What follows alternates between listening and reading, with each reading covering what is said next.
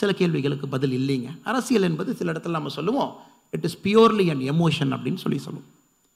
தமிழகத்தை பொறுத்தவரை இந்த 4 கேள்விகளுக்கு பதில் சரியாக மக்களுக்கு நாம் புரிய வைத்து இதை போய் சேர்த்திட்டோம் அப்படின்னா பாரதிய ஜனதா கட்சி உறுதியாக ஆட்சிக்கு வந்துவிடும். ஏன்னா திரும்ப திரும்ப சொல்றாங்க, எங்களை போல் கடுமையாக வேலை செய்பவர்கள் தமிழகத்தில் கிடையாது. கட்சியாக உண்மையாலும் கிடையாது. டெய்லி நம்மளால ஓடிட்டே தான் இருக்காங்க. பூத் வேலை செய்யி, போய் பூத் கமிட்டியை போட்டுட்டு வா, சக்தி கேந்திரத்தை போட்டுட்டு வா, மண்டல் இதை பண்ணு. ஆனா நம்ம போடுற உழைப்புக்கு கீழே வந்து ரிசல்ட் வருதான்னு கேட்டீங்கன்னா சத்தியமா இல்லை. இல்லை சார், நீங்க என்னதான் உழைச்சாலும் அந்த கட்சிகிட்ட எமோஷன் இருக்கு, உங்கள்கிட்ட எமோஷன் இல்லை. தமிழ்நாடு ஃபர்ஸ்ட் அவங்க சொல்றாங்க, உங்களால சொல்ல முடியுமா சார்? எதற்கு எடுத்தாலும் நாங்கள் மக்களை முதன்மையாக வச்சு பேசுவோம்னு சொல்லுவாங்க. நீங்க சொல்ல முடியுமா சார்? ஆல் இந்தியா கட்சி டெல்லியில் இருக்கீங்க, சொல்லுங்க சார் பார்க்கலாம். அதை இந்த நேரத்தில் அந்த கருத்துக்களே அந்த பதிலே சொல்வது என்னுடைய கடமையா இருக்கு. ஏன்னா அந்த எமோஷனல் பார்ட்டை சரி பண்ணாத வரைக்கும் என்னதான் ஒரு கட்சி உழைத்தாலும் கூட அந்த கட்சி ஹார்ட் ஒர்க் பண்ணிக்கிட்டே இருக்கலாம். ஸ்மார்ட் ஒர்க் பண்ணாமல் அந்த கட்சி ஆட்சிக்கு வர முடியாது, நமக்கு தெரியும். இப்ப திராவிட கட்சிகள் முதல்ல சொல்றது என்னன்னு பார்த்தீங்கன்னா, தமிழ்நாட்டில் நாங்கள் வந்துட்டோம் அப்படின்னா முழு தமிழ்நாட்டை ப்ரொடெக்ட் பண்ணுவோம், ஒரு இன்ச்சு கூட எங்கேயும் கொடுக்க மாட்டோம், ஏன்னா நாங்களே தமிழர்கள் தான், அது எப்படி நாங்கள் தமிழ்நாடு உரிமையை விட்டு கொடுப்போம் அப்படின்னு. எனக்கு இந்தியா முழுவதுமே எங்கே பிரச்சனைகள் இருக்கிறது. ஏன்னா மக்களுக்கு முதல்ல இதுதான் முக்கியம். அந்த எமோஷன் இஸ் அபவுட் லேண்ட். ஏன் இடம், என்னுடைய மொழி, என்னுடைய இனம், அதை நான் விட்டு கொடுக்க மாட்டேன். என்னைக்கு பிரச்சனை இருக்கிறது இந்தியா ஃபுல்லாக ஒரு மேப் போட்டு பார்த்தீங்கன்னா, தமிழ்நாடு கர்நாடகா காவேரி பிரச்சனை இருக்கிறது, பஞ்சாப் ஹரியானா சட்லஜ் யமுனா லிங்க் கேனல் இருக்கு, இந்தியாவுடைய பெரிய பிரச்சனை இதெல்லாம். மகாராஷ்டிரா கர்நாடகா பெல்காவி பிரச்சனை இருக்கு. இது உனக்கா எனக்கா? அங்க மராட்டி அதிகமா இருக்காங்களா, இங்க கன்னடா அதிகமா இருக்காங்களா? நார்த் ஈஸ்ட்ல அசாம் வந்து மையப்புள்ளியாக வைத்து அசாமுக்கு வந்து எல்லா மாநிலத்தோட பிரச்சனை இருக்கு. அசாமுக்கும் மிசோராமுக்கும் சண்டை, அசாமுக்கும் அருணாச்சல் பிரதேஷ்க்கும் சண்டை, அசாமுக்கும் நாகாலாந்துக்கும் சண்டை, அசாமுக்கும் மெகாலயாவுக்கும் சண்டை, அசாம் அருணாச்சல் பிரதேஷ் சண்டை சுப்ரீம் கோர்ட்ல ஒரிஜினல் சூட் 1989 போட்டு இன்னும் பேசிட்டு இருக்காங்க. எல்லா இடத்துலையும் சண்டை. ஆனா ஆச்சரியமான விஷயம் இதெல்லாம் பார்த்தீங்கன்னா, இந்த எல்லா இடத்துலையுமே 2 பேர் சண்டை போட்டாலும் 2 பக்கமும் பாரதிய ஜனதா கட்சியை ஏற்றுக்கொண்டிருக்கின்றார்கள். ரொம்ப பிரச்சனையான அமித்ஷாஜி கூப்பிடுறாங்க, இன்டீரியர் ஹோம் மினிஸ்டரா. 2 சிஎம் கூப்பிட்டு என்ன பிரச்சனை, ஏன் பார்டரில் ஃபயரிங் எல்லாம் ஆகுது, இது என்ன பண்ணுங்க, உங்களுக்குள்ள விட்டு கொடுத்து போங்க அப்படின்னு. ஸோ அனைத்து இடத்திலுமே பாரதிய ஜனதா கட்சியை பொறுத்தவரை ஒரு தேசிய கட்சியாக ஒரு பிரச்சனையை எப்படி முடிப்பது என்பது நம்முடைய அடிப்படை கொள்கையாக இருக்கிறதோ தவிர, அந்த பிரச்சனையை இன்னும் 50 ஆண்டுகளுக்கு எப்படி ஆறப்போட்டு குளிர்காய்ந்து அதிலே அரசியல் லாபம் படைக்கலாம் என்பது பாரதிய ஜனதா கட்சியினுடைய டிஎன்ஏ. இது எல்லாமே கிளாசிக் கேஸ். ஆனால் 2 பக்க மக்களுமே பாரதிய ஜனதா கட்சியை நம்புறாங்க. கர்நாடகா தமிழ்நாடு காவேரி கான்ஃபிளிக்ட் பாரத பிரதமர் மோடி அவர்கள் வந்த பிறகுதான் முதல்ல அந்த காவேரி வாட்டர் மேனேஜ்மெண்ட் அத்தாரிட்டியை கொண்டு வந்து அதுக்கு ஒரு ஃபார்முலா, ஒரு சயின்ஸ் கொடுத்து, தண்ணி இப்படித்தான் போகணும், டிராட் சீசன் இப்படித்தான் போகணும், பிளென்டி ஆஃப் ரெயின்ஸ் இப்படித்தான் போகணும், அனைத்துக்குமே ஒரு ஃபார்முலா பேஸ்ட் அப்ரோச். அதற்கப்புறம் தான் தமிழ்நாட்டில் முதலாக இந்த காவேரி பற்றி பேசுறது கொஞ்சம் குறைஞ்சிருக்கு. பட் எப்பொழுதுமே பார்த்தீங்கன்னா விவசாய சங்கத்தை தூண்டி விடுவாங்க, அது ஒரு பெரிய குரூப் போகும், இதை வச்சு அரசியல் செய்து கொண்டிருப்பார். அதனால் பாரதிய ஜனதா கட்சி தமிழ்நாட்டில் ஆட்சிக்கு வர வேண்டும் என்று மக்கள் நாங்கள் நம்ப வைக்கணும், மக்கள்கிட்ட போய் நாங்கள் சொல்லணும், மக்கள் அதை நம்பணும்னா மக்களுக்கு தீர்க்கமாக பாரதிய ஜனதா கட்சி சொல்லுகிறது, இந்த பிரச்சனையை தீர்க்கக்கூடிய சக்தி எங்கிட்ட மட்டும்தான் இருக்கு. ஏன்னா வாட்டர் ரிசோர்ஸை பொறுத்த வரைக்கும் அது வந்து ஸ்டேட் லிஸ்ட், ஆனால் இன்டர் ஸ்டேட் ரிவர்ஸை பொறுத்த வரைக்கும் சென்ட்ரல் லிஸ்ட். கான்ஸ்டிடியூஷன் ஆஃப் இந்தியாவோட அமைப்பை பார்க்கும் பொழுது ஒரு 6 2 மாநிலத்துக்கு இடையில போகுதுன்னா நேரடியாக அது யூனியன் கவர்மெண்ட்டுக்கு போயிடும், சென்ட்ரல் லிஸ்ட்டுக்கு போயிடும்.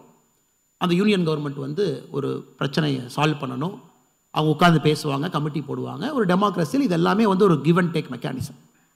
இதை தமிழ்நாட்டில் பல காலமாக இது ஒரு எமோஷனாக வச்சு பாரதிய ஜனதா கட்சி ஒரு அந்நிய கட்சி, பாரதிய ஜனதா கட்சி எப்படி பண்ண முடியும்? அதனால தான் மேகதாத்து பிரச்சனை வந்த பொழுது பாரதிய ஜனதா கட்சி தமிழ்நாட்டில் நம்முடைய விவசாயிகளுடைய உரிமைக்காக இங்கே பாரதிய ஜனதா கட்சி உண்ணாவிரதம் இருந்தது. அங்கே பாரதிய ஜனதா கட்சி ஆட்சியில் இருந்தாலும் கூட பாரதிய ஜனதா கட்சி கேட்டுச்சு, எங்களுடைய உரிமை மத்திய அரசு கிட்ட லா படி மேண்டேட் படி என்ன இருக்கோ நீங்க அதை செய்யணும். அதனால பாராளுமன்றத்தில் நம்முடைய அமைச்சர் அவர்கள் சொன்னார், இது வந்து இந்தந்த ரூலு இந்தந்த லா இது படி அப்ளிகபிள், அவங்க கட்ட முடியாது பார்த்துக்குங்க அப்படி. இதெல்லாம் எதற்கு நான் தீர்க்கமாக சொல்றேன்னாங்க, இந்த தேசிய கட்சினாவே இந்த பிராந்திய கட்சிகள் ரீஜனல் பார்ட்டிஸ் வைக்கக்கூடிய முதல் அலிகேஷன் அவங்க ஸ்டேட்டை மையப்படுத்த மாட்டாங்க, கண்ட்ரியை மையப்படுத்துவாங்க. அப்படி கண்ட்ரியும் ஸ்டேட்டும் மையப்படுத்துவதற்கான காரணம் பிரச்சனைகள் இல்லாமல் இருந்தால் அனைவரும் வேகமாக வளர முடியும் என்பது மிக மிக முக்கியமான நோக்கம். இரண்டாவது பார்த்தீங்கன்னா நம்முடைய தாய்மொழி. நம்ம எல்லாத்துக்குமே அதில் ஒரு மிகப்பெரிய ஒரு காதல் பாசம் இருக்கு. யாருமே விட்டு கொடுக்க தயாராக இருப்பதில்லை. இல்லை இவங்க பார்த்தீங்கன்னா ஹிந்தி, ஆரியன் திராவிடியன், ஆரியன் வேற திராவிடியன் வேற, நாமெல்லாம் வேற வேற, ஹிந்தி வேற, சான்ஸ்கிரிட் திணிக்கிறாங்க, எல்லாம் நார்த் இந்தியன்காரங்களாம் வந்து தமிழ்நாட்டில் வந்து அரசியல் சொல்கிறாங்க, எப்படி வந்து நீங்கள் அதை ஏற்றுக்க முடியும்? இது இங்கே இருக்கக்கூடிய பிராந்திய கட்சிகள். இந்த ஹார்ட் ஒர்க்கை விட்டுருங்க, உண்மையை விட்டுருங்க, கடினமான உழைப்பை விட்டுருங்க, எந்த கட்சி கரப்ஷன் ஃப்ரீ அட்மினிஸ்ட்ரேஷன் கொடுத்துருங்க. அந்த எமோஷனல் பாயிண்ட் அப்போ அட்ரஸ் பண்ணிட்டு இருக்கோம். இந்த கேள்விக்கான பதிலும் கூட நீங்கள் பார்த்தீங்கன்னா பாரதிய ஜனதா கட்சியை பொறுத்தவரை எவ்வளவு லோக்கலாக இந்த கட்சி இருக்க முடியுமோ அவ்வளவு லோக்கல். உதாரணத்துக்கு 3 நாட்களுக்கு முன்பு நம்முடைய பிரதமர் இந்த நம்ம கட்சியினுடைய நிர்வாகிகள் நிகழ்ச்சியை துவக்க விழாக்கு வந்தாங்க. எல்லோருமே அமர்ந்திருந்தோம். அப்போ பிரதமர் அவங்க அப்படியே பேசிக்கிட்டு இருந்தாங்க. திடீர்னு அந்த காஷி தமிழ் சங்கத்தை பற்றி தமிழ்நாடு மாநில தலைவர் வந்து பேசுங்க, அது எப்படி நடந்துட்டு இருக்குன்னு நான் கேட்கணும், ஃபீட்பேக் கொடுங்க, மக்கள் எப்படி அதை பார்க்குறாங்க, தமிழ்நாட்டிலேருந்து போகிறவங்கெல்லாம் குளூரில் எப்படி சமாளிக்கிறாங்க சொல்லுங்கள். பிரதமர் மேடையில் அமர்ந்திருந்தார். நம்ம கட்சி தலைவர் நட்டாஜி இருந்தாங்க. நான் மேடைக்கு போய் முழுவதும் ஆங்கிலத்தில் பேசுகிறேன். பிரதமருக்கு முன்பு இதுவரைக்கும் 2-3 முறை மாநில தலைவராக கட்சி மேடையில் அனைத்து இடத்திலும் ஆங்கிலத்தில் பேசுகிறேன். காரணம், எனக்கு தெரிந்த மொழியில் நான் பேசுகிறேன். எத்தனை பேர் புரிஞ்சுக்குவாங்க அப்படிங்கிற அடிப்படையில் பேசுகிறேன். ஒருவேளை எனக்கு ஆங்கிலம் தெரியலன்னா சத்தியமாக தமிழில் தான் பேசியிருப்பேன். நம்ம கட்சியில் யார் வந்து நீ வந்து ஏன் தமிழில் பேசினேன், நீ ஹிந்தியில் தானே பேசியிருக்கணும், நீங்கள் 90% பேர் ஹிந்திக்காரங்க தானே உட்கார்ந்துருக்கோம், அவங்க கேட்க மாட்டாங்க. காரணம், பாரதிய ஜனதா கட்சியை பொறுத்தவரை எங்கேயும் எப்பொழுதுமே, அதுவும் குறிப்பாக நம்முடைய மோடி அவர்கள் ஒரு தாய்மொழிக்கு ஒரு பாதுகாவலராக நின்று கொண்டிருக்கின்றார். பாதுகாவலராக மோடி அவர்கள் சொல்வது, இந்த கலாச்சாரத்தினுடைய ஆணிவேரே வந்து தாய்மொழி கையில் தான் இருக்கு. இந்த தாய்மொழி எடுத்துட்டீங்கன்னா கலாச்சாரத்தினுடைய ஆணிவேர் அங்கே அப்படியே ஆடிரும் அப்படின்னு. அதனால தான் 1967 நம்முடைய கல்விக் கொள்கையில் 3வது மொழியாக ஹிந்தின்னு தொடர்ந்து இருந்துச்சு. 67 இருந்து முதல் எஜுகேஷன் பாலிசியில் ஹிந்தி, 1986 2வது எஜுகேஷன் பாலிசியில் 3வது மொழி Hindi compulsory, 92 second education policy revision வந்த பொழுது அதிலும் ஹிந்தி கம்பல்சரி. அதாவது ஃபர்ஸ்ட் மொழி உங்க தாய்மொழியை படிச்சுக்கங்க, 2வது மொழி இங்கிலீஷை படிச்சுக்கங்க, 3வது மொழி கண்டிப்பாக ஹிந்தி தான் படிக்கணும். அதுவும் 86 ராஜீவ்காந்தி ஐயா அவர்கள் அங்கே இருந்த பொழுது ரொம்ப விசித்திரமாக சொல்லியிருப்பாங்க. என்ன இன்னும் சதர்ன் ஸ்டேட் ஹிந்தியே படிக்கல, செகண்ட் எஜுகேஷன் பாலிசி அந்த டாக்குமெண்ட்டை படித்து பார்த்தீங்கன்னா நம்ம ஆக்சலரேட் பண்ணணும். தமிழ்நாடு மாதிரி மாநிலத்தில் மக்கள் இன்னும் ஹிந்தியை கற்றுக்கலையே, ஹிந்தி பிரச்சார சபையே மகாத்மா காந்தி இங்கே தான் வந்து துவக்கி வச்சாரு, அப்போ இன்னும் கொஞ்சம் புஷ் கொடுங்க, ஹிந்தி படிக்க வைங்க. இது official document of 1986 second education policy. இது 1967 இருந்து அன்சேஞ்சா 52 ஆண்டுகள் 3வது மொழியாக நீங்க கட்டாயமா ஹிந்தியை தான் படிக்கணும். அதற்கு தனியான ஒரு பணம், அதற்கு ஒரு புஷ். இதுக்குள்ள இந்த 52 ஆண்டுகள்ல எத்தனை முறை திமுக டெல்லியில் நடந்த ஆட்சியில கூட்டணியில இருந்தாங்கன்னு நீங்க யோசிச்சு. தமிழை பத்தி பேசுறவங்க, என்னுடைய தாய்மொழி கிடக்கூடாதுன்னு நினைக்கிறவங்க 52 ஆண்டுகள் தொடர்ந்து இந்தியாவில் கண்டிப்பா கம்பல்சரியா Hindi was the 3rd language in our country. இவங்க அத்தனை கேபினெட்ல உட்கார்ந்துருக்காங்க, கேபினெட் மீட்டிங்ல இருந்திருக்காங்க, ரகசிய காப்பு பிரமாணம் எடுத்திருக்காங்க, வெளியே வந்திருக்காங்க, வந்து பேசியிருக்காங்க.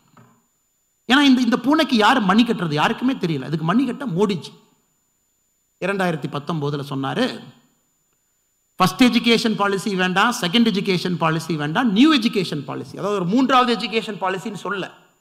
ஏன்னா எப்பவுமே பார்த்தீங்கன்னா 1, 2, 3னா 3வது என்ன இருக்கும், 2வது விட கொஞ்சம் அதிகமாக இருந்தால் 3வது, முதல்ல விட அதிகமாக இருந்தால் 2வது. மோடிஜி என்ன சொன்னார்னா, there is nothing called 3rd education policy, let us have a new education policy. எல்லாத்தையும் ஃப்ரெஷ்ஷாக பாருங்க. அந்த நியூ எஜுகேஷன் பாலிசிக்கு சவுத் இந்தியாவில் இங்கிருந்து பிறந்து ஐஎஸ்ஓ சேர்மன் அந்த கஸ்தூர் ரங்கன் அவர்கள் தலைமையில் கமிட்டியெல்லாம் போட்டு அவங்களெல்லாம் ஸ்டடி பண்ணிட்டு கமிட்டி ரிப்போர்ட்டை கொடுக்குறாங்க. எல்லாம் சரிதான், 3வது மொழி ஹிந்தி தான் இருக்கணும், முதல் லாங்குவேஜ் வந்து தாய்மொழி, 2வது இங்கிலீஷ், 3rd லாங்குவேஜ் ஹிந்தி தான். ஏன்னா Hindi is spoken by most number of. ஏன்னா தமிழ்நாட்டில் இன்னைக்கு வேற வேற சர்வே சொல்லுது, லிங்குவிஸ்டிக் மைனாரிட்டி அதிகமாக இருக்கிற மாநிலம் இது. நீங்கள் மெட்ராஸ் பிரசிடென்சி பாருங்க சார், ஒரிசா வரைக்கும் போச்சு, இங்கே மகாராஷ்டிரா வரைக்கும் போச்சு. தமிழ்நாட்டுக்குள்ள எல்லாரும் வந்து படையெடுத்தாங்க. தமிழ்நாட்டுக்குள்ள வராதவங்க யாரு சார்? லலிதாதித்யா காஷ்மீர்ல 7ஆம் நூற்றாண்டுலேருந்து வந்து தமிழ்நாட்டை தொட்டுட்டு போயிருக்கார். அங்கிருந்து தமிழ்நாட்டுக்குள்ள படையெடுப்புகள் தொடர்ந்து நடந்து கொண்டிருக்கிறது. கடைசியா விஜயநகர் பேரரசிலிருந்து ஈஸ்ட் இந்தியா கம்பெனி வரைக்கும் பல பேர் வந்திருக்காங்க, பல பேர் போயிருக்காங்க. அந்த நேரத்தில் தமிழ்நாட்டுடைய அந்த லிங்குவிஸ்டிக் மைனாரிட்டி பார்த்தீங்கன்னா சென்னை பொறுத்தவரை தெலுங்கு பேசுறவங்க அதிகமா இருக்காங்க. ஒசூர், கிருஷ்ணகிரி, தருமபுரி போயிட்டீங்கன்னா கன்னடம் பேசுறவங்க இருக்காங்க.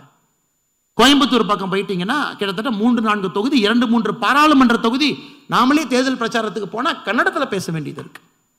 அன்னூர்ல 2 நாட்களுக்கு முன்பு கன்னடத்தில் பேசிட்டு வந்த பாதி பேர் கன்னடம் தான் தெரியும். இல்லை பவானி சாகர் மேல இருந்து எல்லாம் வந்தவங்க. ஸோ அந்த லிங்குவிஸ்டிக் மைனாரிட்டி தமிழ்நாட்டுக்குள்ள வேற வேற நம்பர்ல இருக்காங்க. அவங்கெல்லாம் முழு தமிழர்கள், இங்க வந்து தமிழர்கள் ஆயிட்டாங்க வேற வேற காலகட்டத்தில் 5-6 நூற்றாண்டு. அவர்களுக்கு முதலா மோடிஜி ஒரு கௌரவம் கொடுக்கிறாரு. உங்களுடைய தாய்மொழியில் உங்க குழந்தை படிச்சா எவ்வளவு சூப்பரா இருக்கும். உங்க ஜெனரேஷனுக்கு கிடைக்கல, அவங்க ஜெனரேஷனுக்கு முன்னாடி ஜெனரேஷனுக்கு கிடைக்கல, அட்லீஸ்ட் உங்க பேர குழந்தைங்களுக்கு 3வது மொழி தமிழ் ஃபர்ஸ்ட் மொழி, 2வது மொழி ஆங்கிலம், 3வது மொழி கோயம்புத்தூர் பக்கம் இருக்கிறவங்க கன்னடம் படிங்க, மலையாளம் படிங்க, இங்க இருக்கிறவங்க கன்னடம் படிங்க, இங்க இருக்கிறவங்க நீங்க தெலுங்கு படிங்க. இதுல ஆச்சரியமான விஷயம்னா நியூ எஜுகேஷன் பாலிசியில நானும் ஒரு போர் அடிக்குன்னு சொல்லிட்டு நியூ எஜுகேஷன் பாலிசி எடுத்து ஓப்பன் பண்ணி என் லேப்டாப்ல இந்த கண்ட்ரோல் சர்ச் போட்டு பார்த்தேன். எத்தனை டைம் ஹிந்திங்கிற வார்த்தையை பயன்படுத்தியிருக்காங்கன்னு. நான் சாய் தீபக் மாதிரி பெரிய ஸ்காலர் இங்கே இருக்காங்க, தேஜஸ்வி சூர்யா இருக்காங்க. நீங்கள் நியூ எஜுகேஷன் பாலிசியில் செக் பண்ணுங்க, ஒரே ஒரு முறை நியூ எஜுகேஷன் பாலிசியில் ஹிந்திங்கிற வார்த்தை இருக்கும், 2 முறை சமஸ்கிருதம் அப்படிங்கிற வார்த்தை இருக்கும். Full new education policy. Tamil 3 முறை இருக்கும். இது பாரதிய ஜனதா கட்சி தமிழ்நாட்டுக்கு கொண்டு வரப்போகுது.